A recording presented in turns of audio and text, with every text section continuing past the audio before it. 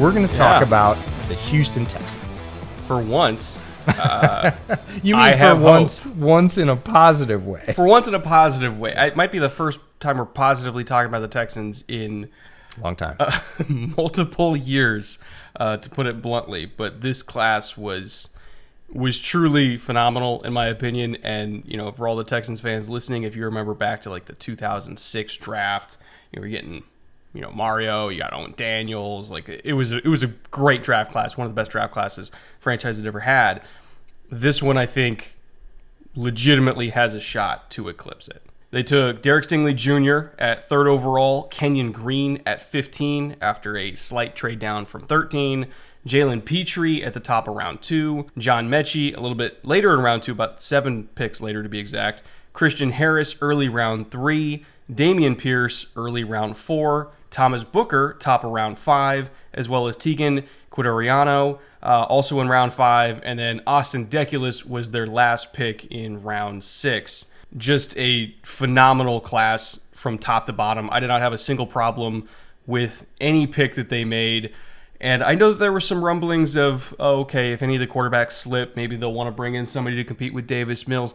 I think that Davis Mills played well enough as a rookie to earn an unquestioned shot this year. And I think they did the right thing by, you know, taking best player available at the top of the first round, and, you know, pretty much everybody had a monster grade on tape for Derek Stingley. You know, they got him support with Kenyon Green and John Mechie, who's going to be coming off an ACL, obviously, but, you know, a reliable number 3 receiver. They got him a new running back in Dameon Pierce, who you and I both love.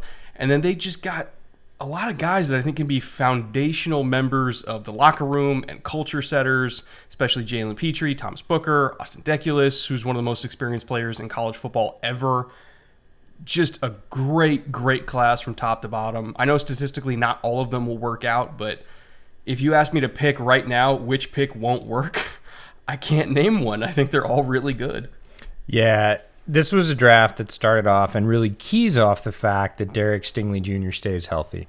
It's been the question throughout the entire process. There was never a question about who he was as a person. There was definitely not a question about who he is as a player on the field when he's healthy. It's been health first, last, and always. They believe he's healthy. They take him way up top, pick 3. This draft really keys off that. If he stays healthy, it's going to be a fantastic draft. If he doesn't stay healthy, they're going to take a lot of, you know, well-meaning scrutiny about, look, you spent an incredibly expensive draft resource on a player who had questionable health, and it didn't work. So if it works, it's great. If it doesn't work, they're going to take that. But on down, Kenyon Green, one of my 10 offensive gems. Jalen Petrie, my 4th-ranked overall corner. One of my 10 gems on defense. John Mechie, who is a player I was much higher on than most people I knew, because I think he's going to be very, very solid as a pro because of all his experience at multiple slots, his ability to win on 3rd down, his ability to separate at all areas of the field. Christian Harris, who really ascended at the very end of his tenure in Alabama, really the last 2.5 games, and obviously the Texans talent evaluators thought, well, if that curve continues, he could be the best inside linebacker in this class. Dameon Pierce, one of my 10 gems on offense, who I think is going to be fantastic and has a really clear path to playing time in Houston. He's going to be on the field quickly and a lot. Thomas Booker, I think everybody that follows Bootleg knows we love Thomas Booker. You can check out our interview with him over on the Bootleg Football Clips channel. Amazing human being, really good athlete at the defensive line, wants to play 3-tech. I think that's where he'll end up with the Texans. Especially in Lovey's defense. He's going to be that upfield. He's going to get his wish. He wanted to be the upfield penetrating 3 technique, and that's what he's going to be doing. Yeah, if folks remember Tommy Harris. Tommy Harris was in that role in Chicago before he hurt his knee. Thomas Booker's going to get every chance to show that why he was one of the top 5 defensive tackle testers at the Combine. Tegan Quidariano is a really interesting guy. We saw him at Shrine Bowl. He's the Oregon State tight end, really tall. And there were a bunch of really good tight ends at Shrine. And he kind of, I don't want to say get lost in the wash because he kept making plays, but they were all making plays. And he just sort of was one that didn't stand out. I think it's a low-key, really good pick. But again, we're talking about end of the 5th round. They're still getting value. If there's any pick that I'm a little bit wishy-washy on, it's Deculus. You like him a lot more than I do, but I'm not anti-Austin Deculus. Again, super experienced player in the top conference in the country. You know, could be guard, could be tackle. I think he's probably better at guard.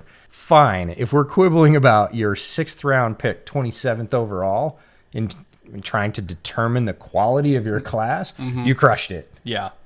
Yeah. And I think it's tough to say, oh, you drafted 3 Pro Bowlers here. I think they got a good shot. And 3 Pro Bowlers is, that is the holy grail of draft classes. The last one I can remember that even got close was the Saints when they took Kamara and Lattimore, and who else was in that 2017 class? It's 2017 Saints. Marcus, Utah safety that now Marcus is with Williams. Marcus Williams with the Jets. Like, that was seen as gold standard of draft class. I think they legit have a shot of having 3 Pro Bowlers here, back to back to back at the top with Derek Stingley, Kenyon Green, and Jalen Petrie. And I know people say, Jalen Petrie, a nickel, top of round 2. Why are you taking Jalen Petrie?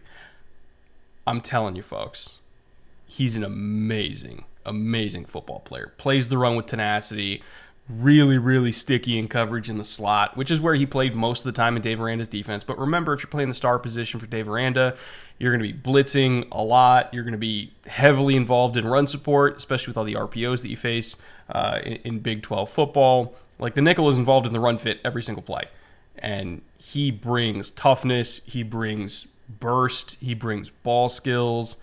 He is the ideal hybrid nickel safety that can play either deep or in the slot. I love Jalen Petrie. He's going to be an immediate starter, along with Stingley, along with Green. Harris is probably going to start too. I mean, Dameon Pierce is probably even going to start. His only competition, realistically, for the starting running back role is Marlon Mack. So, I mean, God, even Thomas Booker could start. At worst, he's a rotational guy as a rookie, and then he eventually works into a starter. We're looking at 5 or 6 starters. That's what I was going to say. You took the words out of my mouth. Pro Bowlers is one thing, all pros, whatever, best draft class ever. We'll see. In the immediate, right, when they line it up for the first time in September and the games count, there's a minimum 5 guys on this list that are going to be on the field with the first team. That's incredible. In terms of draft class overall production, just outright raw production, putting 5 starters on the field out of a draft class, yes, it means your roster wasn't ideal.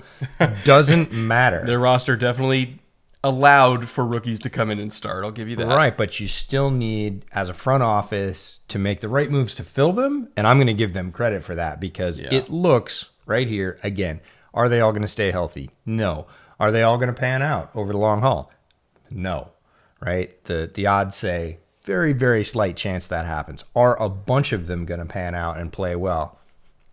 It looks really good right now. Yeah, it's just from top to bottom, Nick Caserio did a phenomenal job. And, this is somebody, I'm speaking as a Texans fan that took a multi-year break from the franchise because of who is running it from the top. This draft, to me, signaled that Nick Caserio is in charge of the team. It is not he who shall not be named. I think this was a Nick Caserio draft because, quite frankly, the other people that were in charge of the team didn't know how to build a team, didn't know how to identify talent, didn't know what to prioritize. This was a Nick Caserio draft, and I think the fact that clearly Nick is in charge of roster management right now, and say what you want about Lovie Smith, the man can build a culture. For sure. I think he's got good coordinators under him. We love Pep Hamilton. For the first time in a long time, it feels like the adults are in charge of the Houston Texans. And just when I thought I was out. Yes, they pull you back in. But you mentioned Davis Mills earlier, and he really gave them the chance to do this. Yes. Right? By playing well last year as a extremely cost-controlled rookie, as a surprising starter. It cost nothing. They looked at that and said, hey, do we have to take a quarterback? Yeah. Are we definitely going to get a lot better if we do take a quarterback? And that was not certain at all. Not in this class. Not at all. Yeah. So they were able to say, great, we're going to pick the best talent we can find off the board at other positions of need, build the team, give Davis Mills another year with Pep Hamilton, and see what happens. And if he works out, golden. We've got an extremely cheap, probably the cheapest starting quarterback in the NFL. Cheapest effective one, at least. Right. And a team built around him. So we're sitting pretty if that occurs. If not, we've got assets next year in what looks to be right now, and you never know for sure, a more full and sort of fully featured, more talented quarterback class. So it's a great place for the Texans to be, and it does feel like Nick Caserio is in charge of adding talent, and that's a big step for the Texans' return to any kind of competitiveness.